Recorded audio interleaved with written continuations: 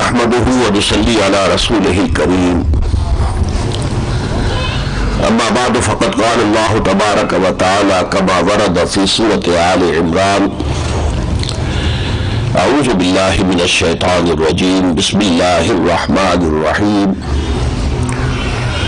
ان اول بيت وضع للناس للذي ببكة مباركا وهدى للعالمين فيه آيات بينات مقام إبراهيم ومن دخله كان آمنا ولله على الناس حج البيت من استطاع إليه سبيلا ومن كفر فإن الله غني عن العالمين وقال تبارك وتعالى كما ورد في سورة البقرة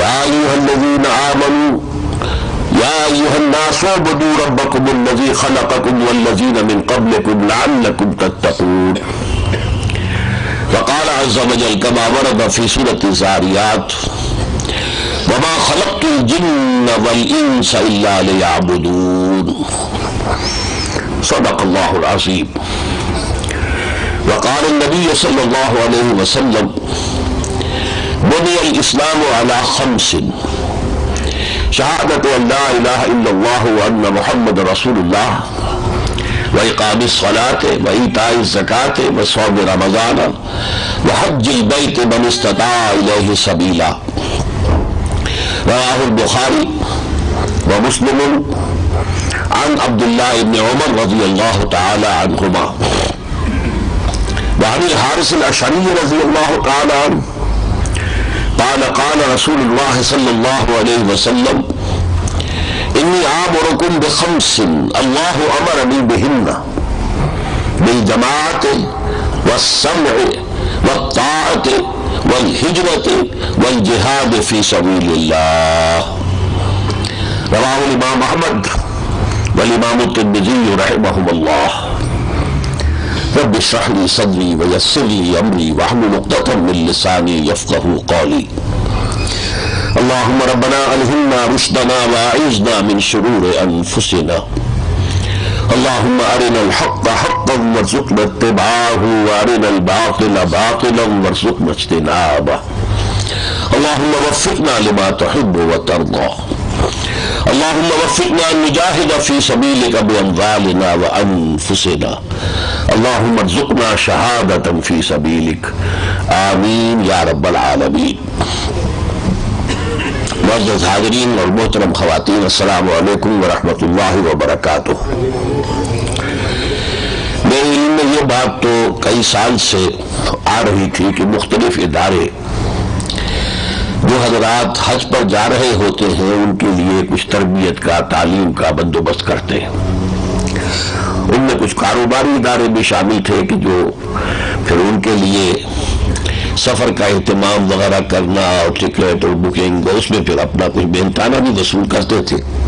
لیکن یہ کام بھی کرتے تھے کہ لوگ جو جائیں تو وہ انہیں معلوم ہو کہ وہاں کیا کرنا ہے، کس طور سے کرنا ہے۔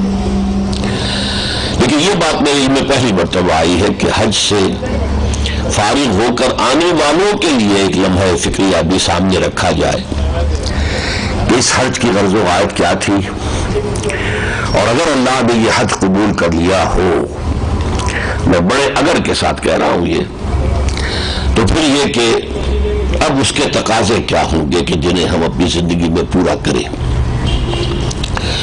اس ضمن میں سب سے پہلی بات جو میں عرض کروں گا وہ یہ ہے کہ اصل میں تو جو فیصلہ کن مرحلہ ہوتا ہے وہ حج کے لیے روانگی کا وقت ہے۔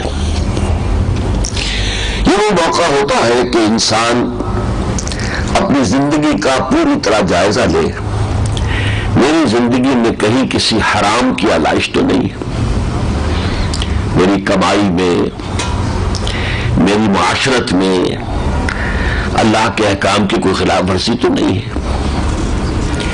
اور ان چیزوں میں اگر دیکھیں کہ واقعی کمی ہے، کوتاہی ہے، تو صدق دل سے توبہ کریں کہ اللہ میں تیرے گھر کی زیارت کے لیے جا رہا ہوں تیرے حکم کے تحت، تو میں اب تک کوئی کوتاہی ہوتی رہی ہے، جو بھی ہوئی ہے اس کا اعتراف کرتے ہوئے میں تیری جناب میں توبہ کرتا ہوں، توبہ نصوح کرتا ہوں، سچی توبہ، حقیقی توبہ، مخلصانہ توبہ۔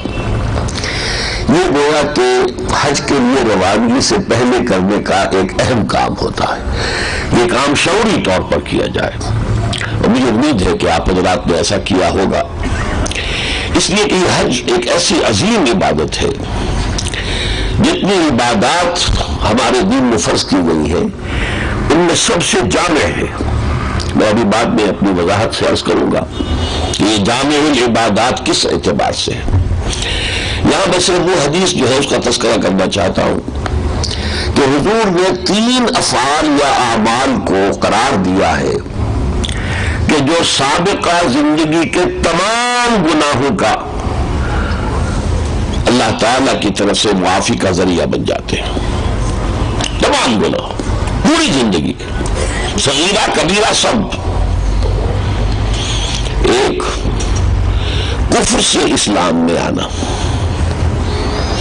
آج ایک شخص کفر سے اسلام میں آیا، پچھلا حساب صاف ہو گیا اس کا، اب اثر نو ہی اس کا حساب ہوگا جو بھی درج ہوگا۔ دوسرے، ہجرت، اپنا گھر بار، اپنے خاندان کو، اپنے وطن کو، اپنے آباء و اجداد کی سرزمین کو چھوڑ کر صرف اللہ کے دین کے لیے کہیں اور جانا، کاروبار کے لیے نہیں، کسی اور دنیاوی نفع کے لیے نہیں، صرف اللہ کے دین کے لیے۔ اس کی بھی تھوڑی سی تفصیل بعد میں آ جائے گی۔ اور تیسری شہر حج مبرور، وہ حج کے جو اللہ کے ہاں قبول ہو جائے۔ لیکن میں نے اس لیے اگر کا لفظ کہا تھا، حج مبرور کی شرائط بہت سخت ہے۔ سب سے پہلے یہ کہ وہ حلال کی کمائی سے کیا گیا، حرام کی کمائی سے کیا ہوا حج اللہ کے ہاں قبول نہیں ہے، منہ پر دے مارا جاتا۔ ایک استثناء ہے کہ اگر حج پر روانگی سے قبل پورے خلوص سے دل کے ساتھ توبہ کر لے تو یہ بات کنڈون ہو جائے گی، اس لیے کہ التائب من الذنب کمن لا ذنب لہ۔ حضور نے فرمایا گناہ سے توبہ کرنے والا ایسے ہے جیسے اس نے گناہ کیا ہی نہیں، لیکن وہ گناہ کے ساتھ توبہ جو ہے وہ صحیح شرائط کے ساتھ توبہ ہو۔ وہ شرائط کیا ہے میں تیزی سے بیان کر دیتا ہوں۔ گناہ پر حقیقی ندامت ہو، اس کو چھوڑ دینے کا عزم مصمم ہو کہ اب دوبارہ کبھی نہیں کروں، اور بالفعل اس کو چھوڑ دے، صرف عزم نہیں، بالفعل چھوڑ۔ 3 شرطیں پوری ہوگی تو یہ اس گناہ کے ضمن میں توبہ ہو جائے گی جو کہ حقوق اللہ کے ضمن میں ہے۔ نماز رہ گئی، روزہ نہیں رکھا، وغیرہ وغیرہ، اللہ کے حقوق ہیں، اس میں یہ 3 چیزیں کافی ہیں۔ ایک، حقیقی پشیمانی، نمبر 2، مصمم ارادہ کہ دوبارہ یہ کام نہیں ہوگا، اور نمبر 3، بالفعل ترک کر دینا۔ حقوق العباد کے بارے میں ان 3 کے علاوہ ایک چوتھی شرط بھی ہے، جس کا حق مارا ہے اس کا حق ادا کرو یا اس سے معافی حاصل کرو، اس کے بغیر اللہ معاف نہیں فرمائے گا۔ وہ اپنے حقوق کے ضمن میں بہت سخی ہے، بہت معاف کرنے والا ہے، لیکن حقوق العباد کو معاف کرنے والا نہیں ہے، اس کا اختیار اسی بندے کو ہے۔ چنانچہ ایک حدیث جو ہے جو لرزا دینے والی ہے کہ حضور نے ایک مرتبہ صحابہ سے پوچھا اتدرون من المفلس، کیا آپ لوگ جانتے ہیں مفلس کون ہوتا ہے؟ صحابہ نے جواب دیا المفلس عندنا من لا درہم لہ ولا دینار، حضور ہمارے نزدیک مفلس وہی ہوتا ہے جس کے پاس دینار نہ ہو درہم نہ ہو۔ آپ نے فرمایا نہیں، میری امت کا مفلس وہ ہوگا جو قیامت کے دن حاضر ہوگا تو نمازیں بہت پڑھی ہوگی اور روزے رکھے ہوں گے، حج کیے ہوں گے، لیکن کسی کا مال ہڑپ کر لیا ہوگا، کسی پر تہمت لگا دی ہوگی، کسی کی عزت کو بٹا پہنچایا لگایا ہوگا، تو وہ دعوے دار سب جمع ہو جائیں گے، اے اللہ اس نے میرا یہ حق مارا، بہن آ جائے گی، اس بھائی نے وراثت میں میرا حصہ مجھے نہیں دیا. اللہ تعالیٰ اب وہاں کیا ہے؟ کوئی کرنسی نہیں. اللہ فرمائے گا اچھا بھائی اس کی نمازیں تم لے جاؤ. دوسرے سے کہا جائے گا اس کے روزے تم لے جاؤ، اس کے عمرے اور حج تم لے جاؤ. اس کے اپنے اعمال ختم ہو جائیں گے، دعوے دار ابھی باقی ہوں گے. اب ان دعوے داروں کے گناہ اس کے پلڑے میں پڑیں گے. اس کے فلاں گناہ کو اس کے پلڑے میں ڈال دو، اس کی طرف سے وہ جو ہے صاف ہو گیا. یہاں تک کہ وہ شخص دوسروں کے گناہوں کے بوجھ تلے دب کر جہنم میں جھونک دیا جائے گا. یہ ہے مفلس. تو حقوق العباد کے ضمن میں چوتھی شرط ہے. تو صحیح اگر توبہ کر لی جائے جاتے ہوئے تو چاہے اس سے پہلے انسان کی کمائی میں حرام کی آمیزش رہی ہو، اللہ تعالیٰ بخشنے والا ہے. لیکن اگر توبہ بھی کی، بس ایک روٹین میں جا رہے ہیں، حج ہے ایک روٹین ہے، جا رہے ہیں بس، تو پھر اس کا مطلب یہ ہے کہ وہ حج قبول نہیں ہوگا. اسی طرح فلا رفث ولا فسوق ولا جدال فی الحج. حج میں اگر کسی عورت کو شہوت بھری نگاہ سے دیکھا ہے تب بھی آپ کا حج باطل ہو جائے گا. فلا رفث ولا فسوق ولا جدال فی الحج. اور وہاں اس کے بڑے بڑے امتحان ہوتے ہیں. ظاہر بات ہے کہ ہجوم ہوتا ہے، عورتیں بھی ہوتی ہیں ہر عمر کی، ہر شکل و صورت کی. اور احرام کے بارے میں عام خیال یہی ہے کہ عورت کو چہرہ نہیں چھپانا چاہیے. اس حوالے سے کھلے چہرے کے ساتھ خواتین سامنے آتی. اسی طرح لڑائی جھگڑا، فلا رفث ولا فسوق ولا جدال فی الحج. سفر میں جھگڑے ہوتے ہیں. آپ نے ایک ٹیکسی کی ہے، اب ظاہر بات ہے کہ جو دروازے کے ساتھ والی سیٹ ہے وہ کمفرٹیبل ہے، درمیان میں جو ہے وہ تو ایسے بیٹھتا ہے جیسے کہ اونٹ کے کوہان پر بیٹھا ہوا ہو، لیکن باہر کسی ایک کو تو بیٹھنا ہے. اب جھگڑیں گے اس پر ہوتا ہے. بہرحال اگر ان تمام چیزوں سے پاک حج کیا گیا ہو تو یہ بھی ان 3 کاموں میں سے ہے جس سے انسان کی گزشتہ زندگی کا پورا حساب صاف ہو جاتا. اب میں مستقبل کی بات، اب کرنا کیا ہے. ایک اور بات بھی میں تمہید عرض کر دوں. ہمارے معاشرے میں اس وقت کچھ چیزوں کا رواج بہت ہو گیا ہے، اگر تو عروج سے خالی ہے اکثر و بیشتر. عمرہ بعض حضرات ہر رمضان میں عمرہ کر رہے ہیں، بعض لوگ ہر سال حج کر رہے ہیں. پھر فخر سے کہتے ہیں میری تو سیٹ مقرر ہے پہلی صف میں امام صاحب کے پیچھے، وہاں کے شرطوں کو رشوت دی ہوئی اور وہاں اپنی جو ہے جگہ معین کی ہوئی. یہ چیزیں جو ہے دین کی روح کے بالکل منافی ہے. ہمیں دین جو ہے وہ دیکھنا ہے محمد رسول اللہ صلی اللہ علیہ وسلم کی طرف. بمصطفیٰ برسا خیش را کے دی ہماوست اگر بہون رسیدی تمام بولا بیست. اللہ تعالیٰ نے انسان پر جو اصل فرائض عائد کیے ہیں وہ میں ابھی آج آپ کو سناؤں گا اور بتاؤں گا. ان کی طرف تو توجہ ہے نہیں. عمرے کر رہے ہیں ہر سال، رمضان کا عمرہ ہر سال، حج کر رہے ہیں بار بار کر رہے ہیں. ذرا غور کیجئے حضور نے زندگی میں کتنے حج کیے. ظاہر بات ہے کہ اس سے پہلے تو مشرکین کا قبضہ تھا، اور جب تک آپ مکے میں تھے آپ حج کرتے ہوں گے جیسے مشرکین کرتے تھے. لیکن ہجرت کے بعد ایک حج سن 8 میں ہجری میں مکہ فتح ہو چکا تھا. کیا چیز تھی حضور کو مانے کہ آپ نے حج نہیں کیا؟ اب تو آپ حاکم ہیں وہاں کے، کیا حج.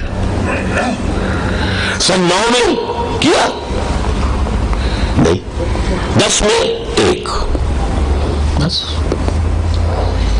عمرہ کیا کوئی؟ سوچئے بتائیے، ہے ثابت؟ وہ جو صلح حدیبیہ کے وقت عمرہ رہ گیا تھا اس کی قضا سن 7 میں دی ہے بس. فتح مکہ کے بعد تو آپ نے کوئی عمرہ نہیں کی. آپ نے کیا کیا؟ آپ کی ساری جد و جہد تھی دین کو قائم کرنے کے لیے.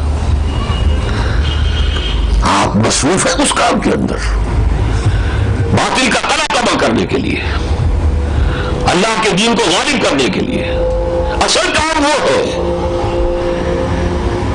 یہ نماز و روزہ و قربانی و حج یہ اس کی سپورٹ کے لیے ہے۔ اگر وہ اصل ہدف سامنے ہے ہی نہیں تو یہ سپورٹس بیکار ہیں، بے معنی ہے، محض ریچولز ہے۔ رہ گئی رسم ازاں روح بلالی نہ رہی، فلسفہ رہ گیا تلقین غزالی نہ رہی۔ نماز و روزہ و قربانی و حج یہ سب باقی ہے، تو باقی نہیں۔ اب میں آپ کو بتانا چاہتا ہوں کہ ایک بندہ مسلم کے کیا فرائض ہیں۔ اگر آج تک اس کا کسی وجہ سے ایک جامع تصور اور فہم آپ کے سامنے نہیں آیا اور اسی لیے ادھر توجہ نہیں ہو سکی تو کوئی بات نہیں۔ اگر آج جو کچھ میں عرض کروں، اگر دل گواہی دے کہ ہاں حق ہے، بات صحیح ہے، تو پھر عزم مصمم آج ہی کریں کہ اس پر اب پورا اترنے کی کوشش کرنی۔ کیونکہ حج سے متعلق بات تھی، اس لیے میں نے سب سے پہلے وہ آیت پڑھ دی جو حج کی فرضیت کے ضمن میں قرآن میں آئی۔ ان اول بیت وضع للناس للذی ببکۃ مبارکا وہدی للعالمین۔ سب سے پہلا گھر جو اللہ کی عبادت کے لیے بنایا گیا اس لیے عرضی پر، وہ جو ہے جو مکہ میں، مکہ اور مکہ ایک ہی لفظ ہے۔ حضرت آدم کا تعبیر کرتا ہے، حضرت ابراہیم کا نہیں، البتہ اس کے بعد گر گیا تھا، پھر تعمیر نو کی ہے دوبارہ حضرت ابراہیم اور حضرت اسماعیل دونوں نے مل کر۔ تو پہلا گھر یہ ہے، مبارک بہت بابرکت ہے، ہدن ہدایت ہے تمام جہان والوں کے لیے۔ اس میں بڑی روشن آیات ہیں، ہماری نشانیاں ہیں، مقام ابراہیم ہے، ومن دخلہ کان آمنا، اور جو اس میں داخل ہو جائے وہ امن میں ہوتا ہے۔ یہ عرب جاہلیت کے اندر بھی تھا کہ اگر کسی شخص کے باپ کو کسی نے قتل کر دیا ہے اور وہ سال سے تلاش کرتا پھر رہا ہے قاتل کو کہ کہیں مجھے ملے اور میں اس کے گردن سے اس کی گردن جوڑا دوں، انتقام لے لوں، اگر اسے حرم میں نظر آ جائے گا تو وہ کچھ نہیں کہے گا اسے۔ یہ ان کے خون میں تھا، حرم کی عزت اور حرم کی عظمت اور حرم کا احترام۔ من دخلہ کان آمنا، جو اس میں داخل ہو گیا اس کو امن مل گیا۔ وَلِلَّهِ عَلَى النَّاسِ حِجُّ الْبَيْتِ مَنِ اسْتَطَاعَ إِلَيْهِ سَبِيلًا، اور اللہ کا حق ہے لوگوں پر کہ وہ اس کے گھر کا حج کریں، وہ لوگ کہ جس کے پاس استطاعت ہو راستے کی، سفر کی، زاد راہ ہو، اور اپنے غیر موجودگی کے لیے اپنے گھر والوں کے لیے خرچ چھوڑ کر جا سکتا ہو۔ لیکن جو شخص استحالت میں ہو پھر بھی نہ کرے، ومن کفر، تو گویا کہ اس نے کفر کیا۔ ومن کفر فإن اللہ غنی عن العالمین، جو کفر کرے گا تو اس کا مطلب اللہ تعالیٰ پھر غنی ہے، اسے کوئی پرواہ نہیں اس کی۔ تو یہ ہے وہ حج جو اللہ نے آپ کو کرنے کی سعادت عطا فرمائی ہے، یہ اس کی عظمت ہے، یہ اس کی اہمیت ہے۔ اب حج کے بعد ظاہر بات ہے کہ پہلے سے بھی ہر حال میں انسان کو وہ تمام فرائض ادا کرنے چاہیے جو اللہ نے عائد کیے۔ حج کے بعد ان کی اور شدید اہمیت ہو جائے گی کہ اگر اللہ نے سابقہ گناہ معاف کر دیے تو اب میں کسی گناہ کا اندراج اپنے نامہ اعمال میں نہ ہونے دوں۔ یہ گویا کہ اس حج کا ایک حق جو ہے ادا کرنا ہوگا کہ اب جب کہ صاف ہو گیا تو اثر نو کسی گناہ کا اندراج نہ ہو۔ لیکن اب میں آپ کو بتانا چاہتا ہوں کہ اللہ آپ سے چاہتا کیا ہے، کیا فرائض ہے آپ پر۔ اگر تو ویسے اس کی لسٹ بیان کروں تو بڑی لمبی ہو جائے گی۔ نماز فرض ہے، روزہ فرض ہے، زکوٰۃ فرض ہے صاحب نصاب پر، حج فرض ہے صاحب استطاعت پر، فلاں شے حرام ہے اس کو ترک کرنا واجب ہے، فلاں شے حرام ہے اس کو چھوڑنا واجب، وغیرہ وغیرہ، بڑی لمبی فہرست ہے۔ پھر نماز میں فرض اتنے ہیں، سنتیں اتنی ہیں، نوافل اتنے ہیں، ہر رکعت میں فرض یہ ہے، وضو کے فرائض یہ ہے، یہ ساری چیزیں جو فرائض کا، جیسے کہ ایک درخت جو ہے اس کی شاخ در شاخ بات پھیلتی جاتی ہے، ایسے فرائض کا سلسلہ ہے۔ لیکن ہاتھی کے پاؤں میں سب کا پاؤں، ایک لفظ وہ ہے قرآن کا جو پورا جو حق اللہ کا ہے ہم پر، وہ اس ایک لفظ کے اندر موجود ہے۔ اور وہ لفظ عبادت.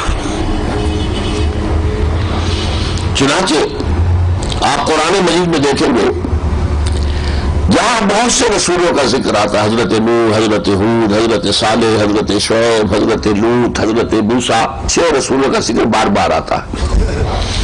ان سب کی دعوت کیا تھی؟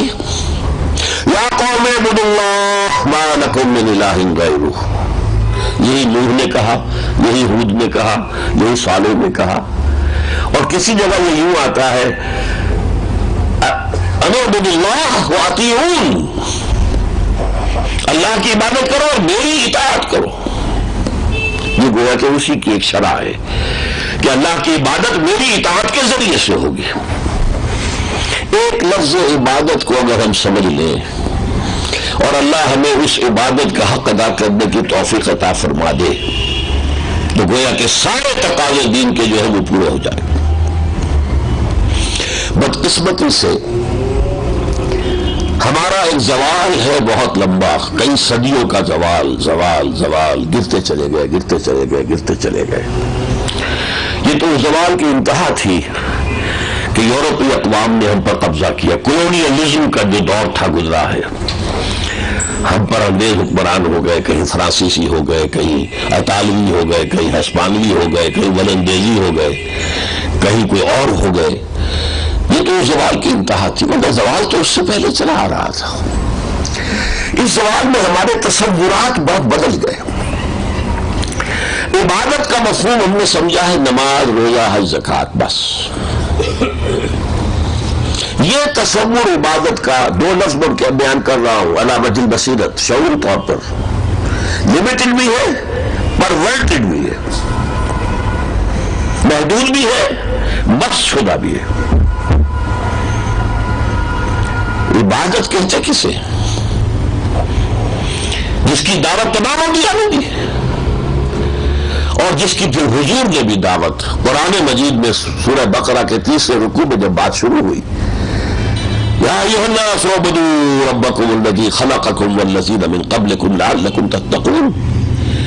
اے لوگوں، عبادت کرو اپنے اس رب کی جس نے تمہیں پیدا کیا اور تم سے پہلوں کو بھی پیدا کیا تاکہ تم بچ سکو. یہ تم سے پہلوں کا ذکر کیوں کیا کہ اکثر و بیشتر جب نبی آتے تھے، رسول آتے تھے اور اپنی قوم سے کہتے تھے کہ شرک چھوڑو اور خدا واحد کی عبادت کرو، تو انہیں جواب دیا جاتا تھا کہ ما ارسلنا علیہ آباءنا، جی جناب ہم تو اپنے آباء و اجداد کے طور طریقوں پر چلیں گے جو ہم نے پایا ہے انہیں کرتے ہوئے. تو یہاں فرمایا کہ وہ بھی تو مخلوق تھے جیسے تم مخلوق ہو، جیسے تم غلطی کر سکتے وہ بھی کر سکتے تھے. لہذا آباء و اجداد کی تقلید نہیں کرنی، حق کی کرنی ہے جو سچی بات ہے اور درست بات ہے. تو یا ایھا الناس اعبدوا ربکم الذی خلقکم والذین من قبلکم لعلکم تتقون. تقویٰ کے کیا معنی ہے؟ بچنا. وقار یقین کے معنی ہے کسی کو بچانا. بڑا آسان آپ کو یاد ہوگا، حاجی حضرات خاص طور پر جو دعا آپ نے رکن یمانی اور حجر اسود کے درمیان مانگی ہوگی ہر دفعہ، ربنا آتنا فی الدنیا حسنۃ وفی الآخرۃ حسنۃ وقنا عذاب النار. ہمیں بچا لے آگ کے عذاب سے، جہنم کے عذاب سے. تو وقار یقین کے معنی کسی کو بچانا. اتقاء کے معنی خود بچنا. بچو کس بات سے؟ جہنم کی آگ سے اپنے آپ کو بچاؤ. اگر تم اللہ کی عبادت کرو گے تو جہنم کی آگ سے بچ جاؤ. یہ تقویٰ. ایک میں نے آیت آپ کو اور سنائی سورہ ذاریات کی، وما خلقت الجن والانس الا ليعبدون. میں نے جنوں اور انسانوں کو صرف اس لیے پیدا کیا کہ میری عبادت کریں. نہیں پیدا کیا ہے میں نے جنوں اور انسانوں کو مگر اس لیے کہ میری عبادت کریں. اب یہاں بھی لمبا فکریہ ہے کہ آپ 24 گھنٹے نماز پڑھتے ہیں، کیا آپ 12 مہینے روزے رکھتے ہیں؟ تو اگر کہ عبادت کے معنی ہے نماز، روزہ، حج، زکوٰۃ، تو پھر تو یہ کہنا کہ صرف اس کام کے لیے ہم نے پیدا کیا، یہ تو بات صحیح نہیں بنتی. اب سمجھیے، میں نے نفی کی بات آپ کے سامنے رکھ دی کہ محض ان عبادات کو عبادت یہ ہے، نماز عبادت ہے، روزہ عبادت ہے، زکوٰۃ عبادت ہے، حج عبادت ہے، لیکن یہ عبادات ہے وہ عبادت جو بڑی ہے جس کا کہ حکم دیا گیا ہے وہ کچھ اور ہے۔ وہ کیا ہے؟ یہ لفظ بنا ہے عبد سے، عبد کے معنی غلام، اور غلام وہ جو پچھلے زمانے میں ہوتے تھے جب قرآن نازل ہو رہا تھا۔ آج تو کوئی غلامی کا تصور دنیا میں ہے ہی نہیں۔ آج تو زیادہ سے زیادہ یہ ہے نا کہ کوئی آپ کا ملازم ہے، آپ نے گھریلو ملازم رکھا ہے یا کوئی اور اپنے دفتر میں ملازم رکھا، ملازم امپلائر امپلائی، ان میں کیا ہے؟ اس کا ایک وقت معین ہے، اس میں وہ آپ کا کام کرے گا۔ اگر مزدور 8 گھنٹے ہو گئے تو بعد چھٹی، اور اس کے بعد وہ اور آپ برابر ہے۔ قومی سطح پر اس کا بھی ایک ووٹ ہے، آپ کا بھی ایک ووٹ ہے، چاہے وہ مزدور ہے اور آپ امپلائر ہے۔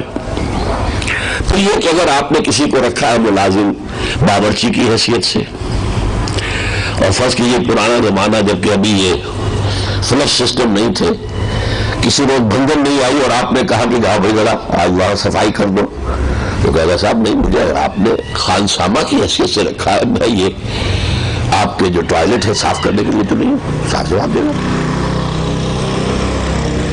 غلام کا معاملہ یہ ہے وہ ہمہ وقت اور ہمہ جہت اطاعت کرے، رات کو 12 بجے حکم دے جو حکم دے۔ غلام تو وہ ہوتا تھا، اور غلام ملکیت ہوتا تھا، غلام مملوک تھا۔ شاید آپ کے علم میں یہ نہ ہو کہ اگر آقا اس زمانے میں اپنے غلام کو قتل کر دیتا تھا تو اس پر کوئی مقدمہ نہیں، میری ملکیت ہے بھائی، میری بکری تھی میں نے ذبح کی، گوشت کھا لیا، تم کون ہوتے ہو مجھ سے پوچھنے والے؟ ایسے ہی میرا غلام تھا میں نے قتل کر دیا۔ اس اعتبار سے اس غلامی کا تصور کریں، ہمہ وقت ہمہ تن ہمہ وجوہ اطاعت، پوری زندگی میں اطاعت۔ یہ ہے وہ عبادت جو مجھ سے آپ سے اللہ کو مطلوب ہے۔ یہ عبادت بہت کٹھن ہے، اس میں رکاوٹیں ہیں۔ سب سے پہلے بھول، آپ دنیا کے دھندے میں مصروف ہو کر بھول جاتے ہیں کہ آپ کسی کے بندے اور غلام ہیں، اپنی من مانی کرنے پر آ جاتے ہیں۔ پھر آپ کا نفس اس کے تقاضے، فرائڈ کی اصطلاح میں انڈنزبیڈو، یہ نفس کے تقاضے اور اتنے زوردار ہیں اور اتنے اندھے بہرے ہیں، بھوک لگی ہو کھانا ہونا چاہیے، حلال کا اور حرام کا مجھے پرواہ نہیں ہے، جنسی جذبہ بھڑک اٹھا ہے اس کی تسکین چاہیے، حلال سے حرام سے کوئی پرواہ نہیں۔ اس نفس کو قابو میں رکھنا آسان کام نہیں۔ مولانا روم کہتے ہیں نفس ما ہم کم ترس فرعون نیست، لیکن اون نیست، میرا نفس بھی فرعون سے کم نہیں ہے۔ فرعون نے کہا تھا، دعویٰ کیا تھا، الیس لی ملک مصر، کیا مصر کی بادشاہی میری نہیں ہے؟ وہذہ الانہار تجری من تحتی، اور یہ سارے جو آبپاشی کا نظام ہے، نہریں بہہ رہی ہیں میرے کنٹرول میں، جس کا چاہوں پانی بند کر دوں، جس کا چاہوں بوگا جو ہے بند کر دوں۔ اسی طرح میرا نفس کہتا ہے یہ جسم میرا ہے، اس پر میرا حکم چلے گا۔ You have to obey me. You have to fulfill my desire, my lust. نفس ما ہم کم ترس فرعون نیست، میرا نفس فرعون سے کم نہیں ہے، لیکن فرعون نیست۔ فرعون کے پاس لا لشکر تھا، اس نے زبان سے بھی کہہ دیا انا ربکم الاعلی، میں یہ تو نہیں کہہ سکتا درویش ہوں، میرے پاس کوئی فوج تو ہے نہیں، لیکن میرا نفس اندر سے یہی کہتا ہے یہ جو اقلیم ہے، یہ جو وجود ہے تمہارا حیوانی، یہ میرا ہے، and I will guard it۔ پھر دنیا میں رہتے ہیں تو مال کی محبت بھی ہے، حب للناس حب الشہوات من النساء زین للناس حب الشہوات من النساء والقناطیر المقنطرۃ، ہے کہ نہیں؟ دولت کی محبت انسان کے نس میں پلا دی گئی. اب دولت کو پیش کر رہا رشوت کی شکل میں، نفس کا تعلق، اور یاد دلا دے گا وہ کام کرنا تھا ابھی ہو سکا ہے، وہ فلاں کی تعلیم بچے کی اس کی فیس وہاں کی دینی تھی، وہ لمس کی فیس تو ابھی پڑی ہوئی ہے میرے ذہن میں، لو بابا، اور سب کہتے ہیں تم کہا تو تم جو ہے کہاں رہ گئے ہو، بہت بڑے پارسا بن گئے ہو. اس کو روکنا نفس کو آسان کام ہے. تو در حقیقت پوری زندگی میں اللہ کی بندگی کرنا، اللہ کی اطاعت کرنا، اس کے راستے میں جو رکاوٹیں ہیں ان کو دور کرنے کے لیے عبادات دی ہے.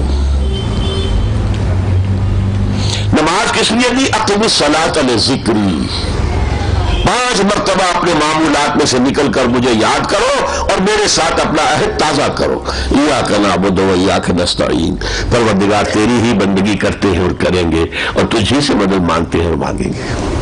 5 times a day. Start your day with this prayer. پھر دوپہر میں، پھر شام کا وقت، جب پرانے زمانے میں منڈیاں بند ہونی شروع ہو جاتی تھی اور لوگ اپنے گھروں کی طرف رجوع کرتے تھے اور بہت حسل بسل کا وقت ہوتا تھا، پھر عصر کی نماز، اور اسے سب سے اہم قرار دیا صلاۃ الوسطیٰ.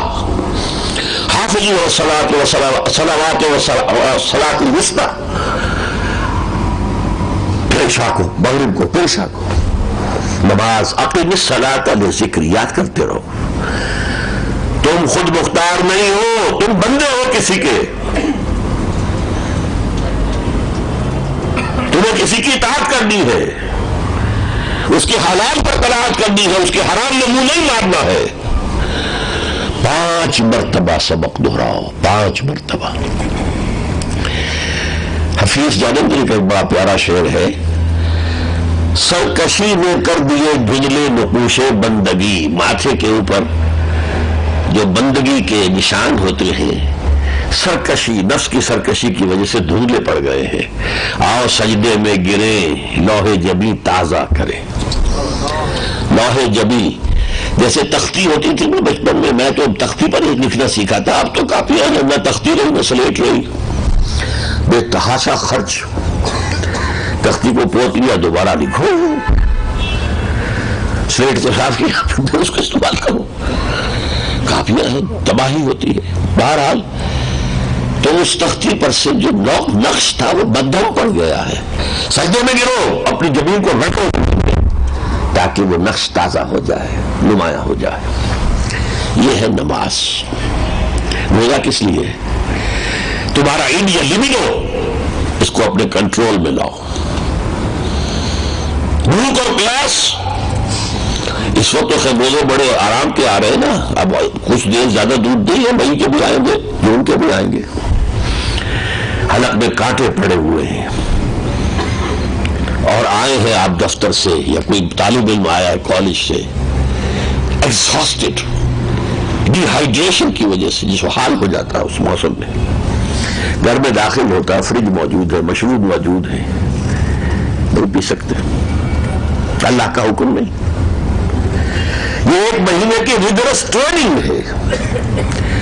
تم 1 مہینے حلال چیز نہیں پی رہے اور کھا رہے، تو 11 مہینے حرام سے تو بچو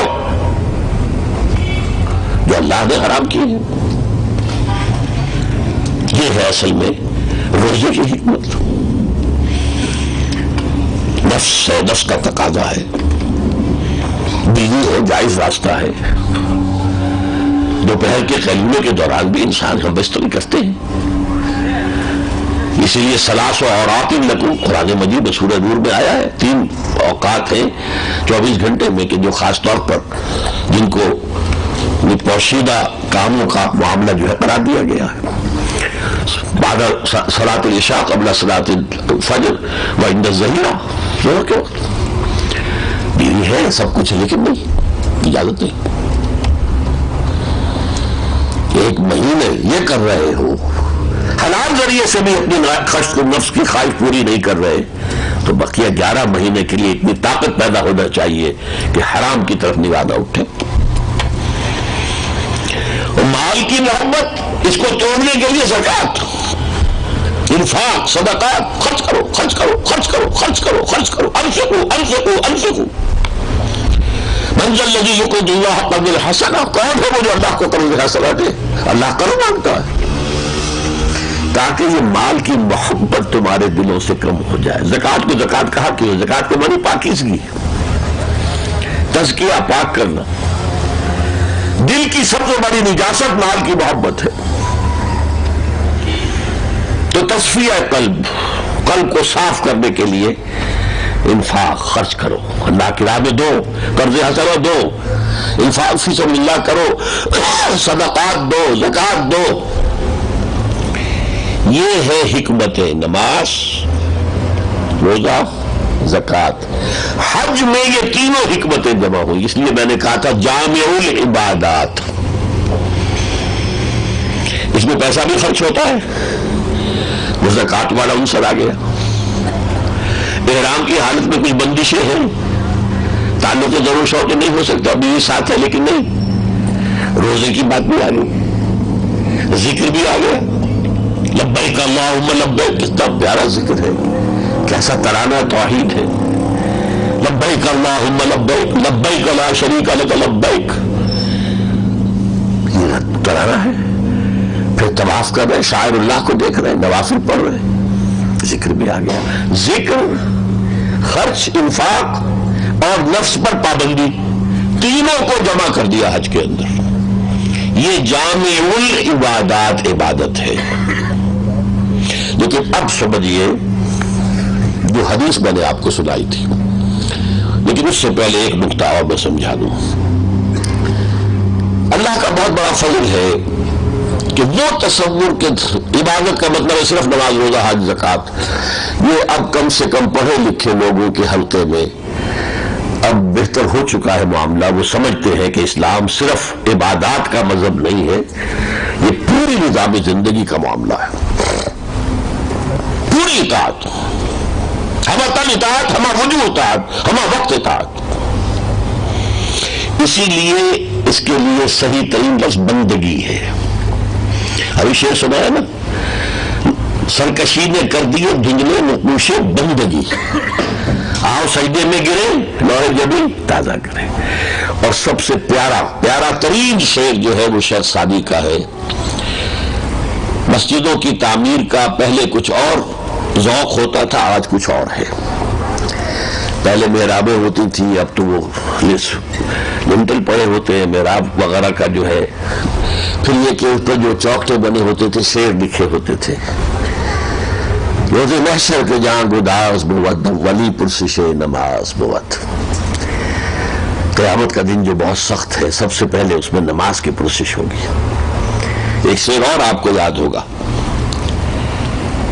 زندگی آمد برائے بندگی، زندگی بے بندگی شرمندگی.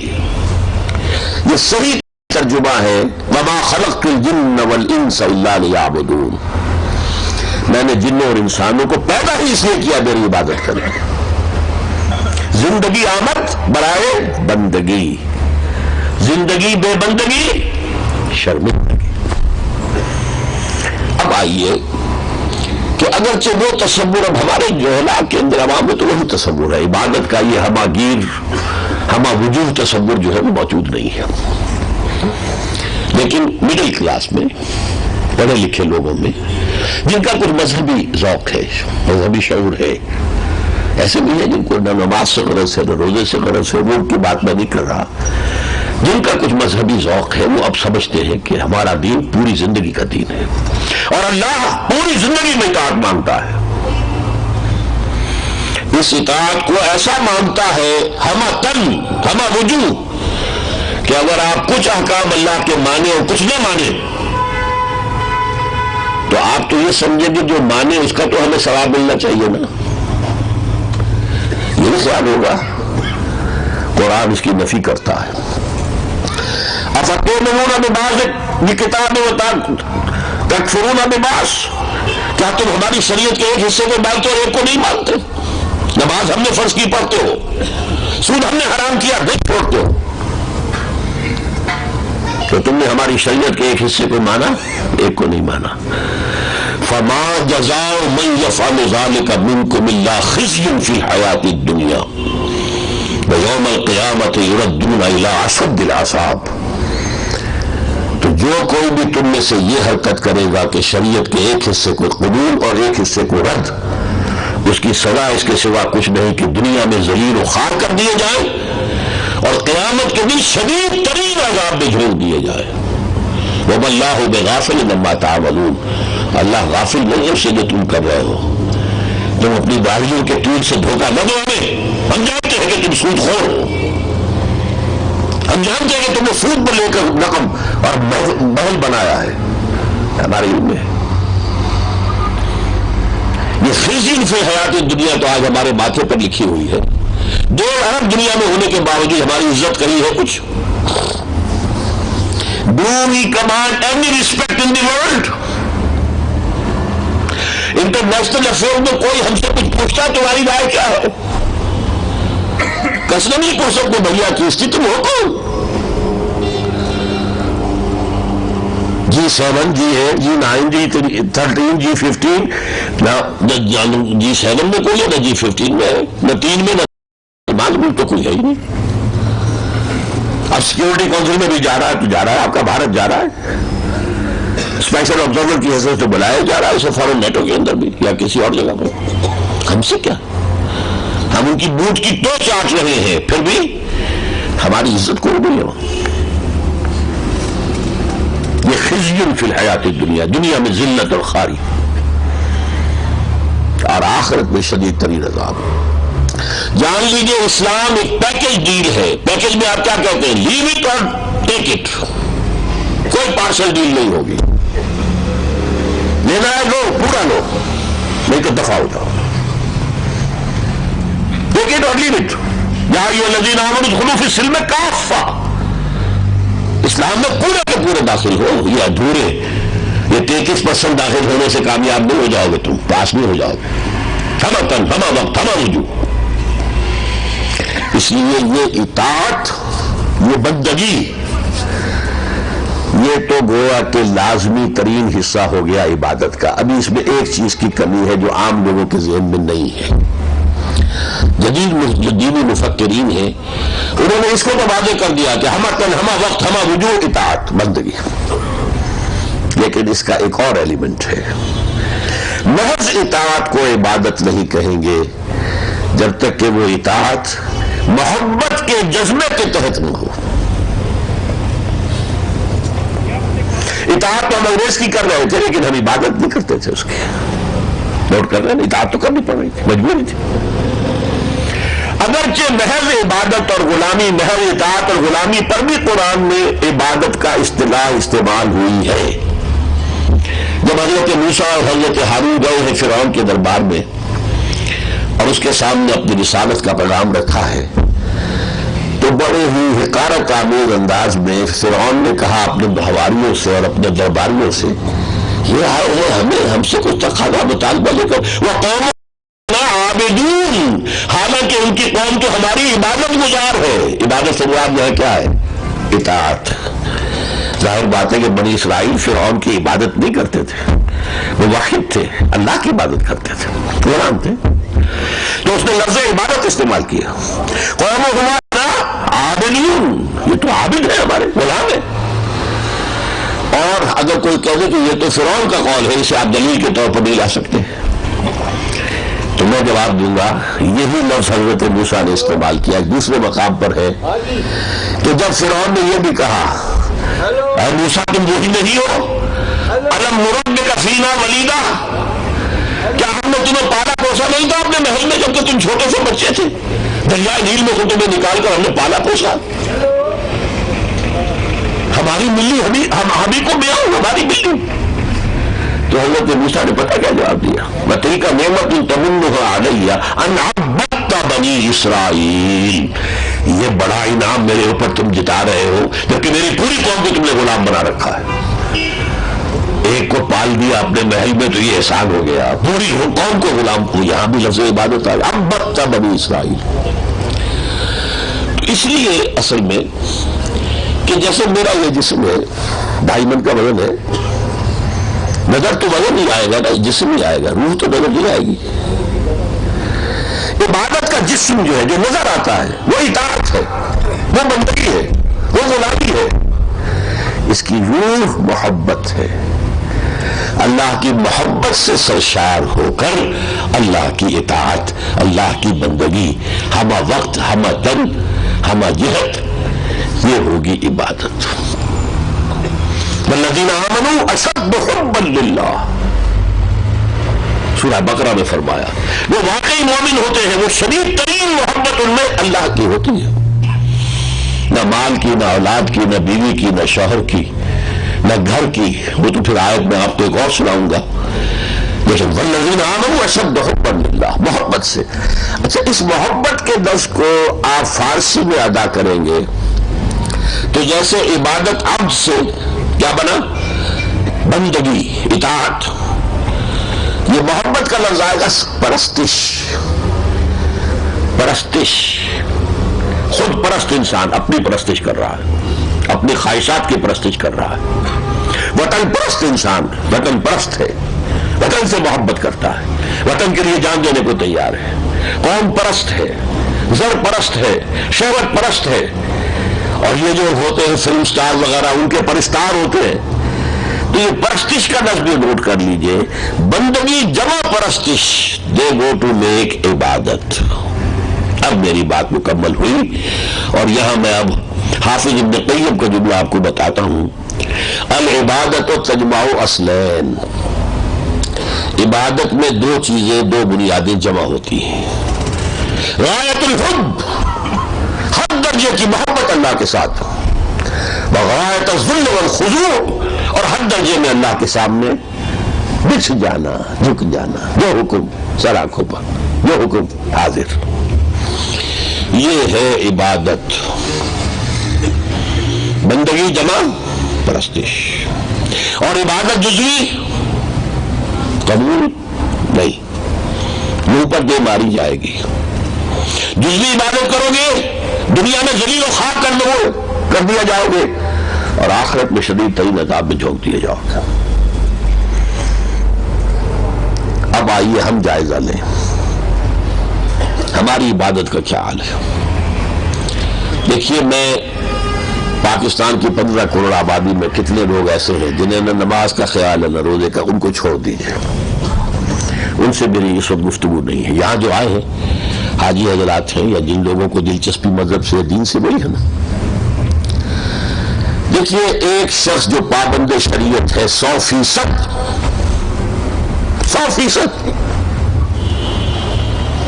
جہاں تک اس کے لیے ممکن ہے کہ وہ اس ماحول میں رہتے ہوئے اللہ کی اطاعت کرے، وہ کر رہا ہے۔ کچھ حصہ وہ جو وہ نہیں کر سکتا، جب تک قانون نہ بدلے، نظام نہ بدلے، آپ چور کا ہاتھ نہیں کاٹ سکتے، کاٹ سکتے؟ اللہ کا حکم ہے یا نہیں کاٹ رہے تو نافرمانی ہے کہ نہیں؟ زنا پر 100 کوڑے، وہ بھی غیر شادی شدہ، اور حکم ہے وَلْيَشْهَدْ عَذَابَهُمَا طَائِفَةٌ مِّنَ الْمُؤْمِنِينَ، سرے عام کوڑے لگائے جائیں کہ لوگ کھڑے ہو کر دیکھیں کیا کوڑے لگ رہے ہیں اس شخص کو، کر رہے ہیں عمل، گناہگار ہے یا نہیں؟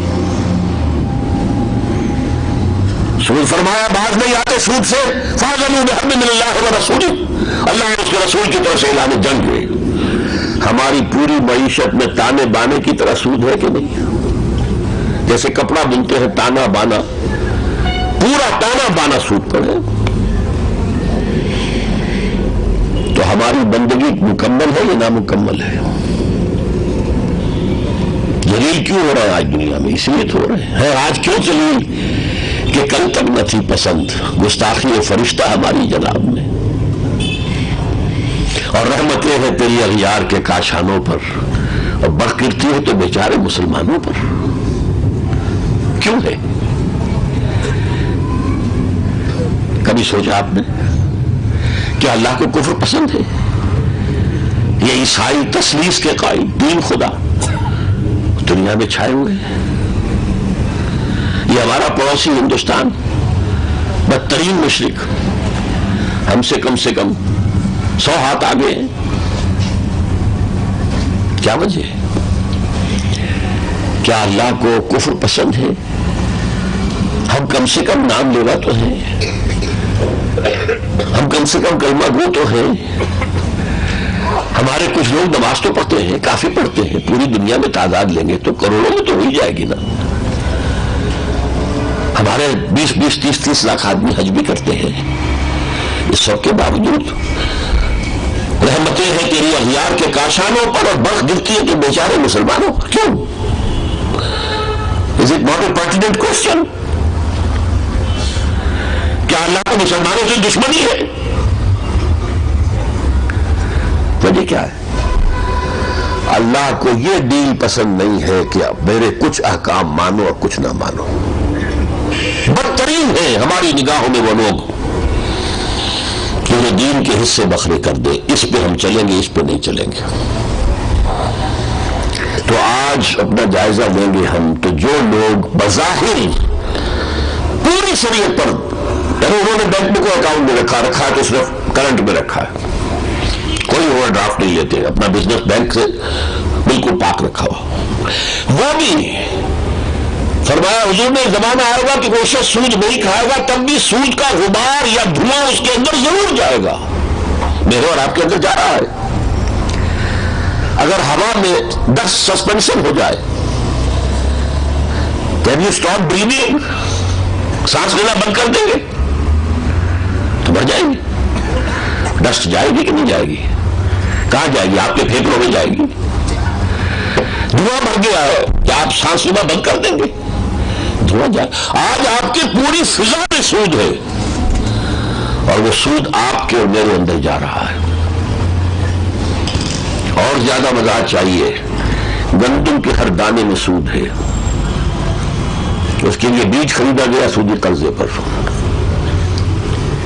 اس کے لیے فرٹیلائزر لیے گئے سودی قرضے پر، اس کے لیے پیسٹیسائڈ لیے گئے سودی قرضے پر، ٹریکٹر لیا گیا سودی قرضے پر. سود سود سود سود در سود، ہر دانے میں سود ہے. اس ماحول میں آپ رہ رہے ہیں.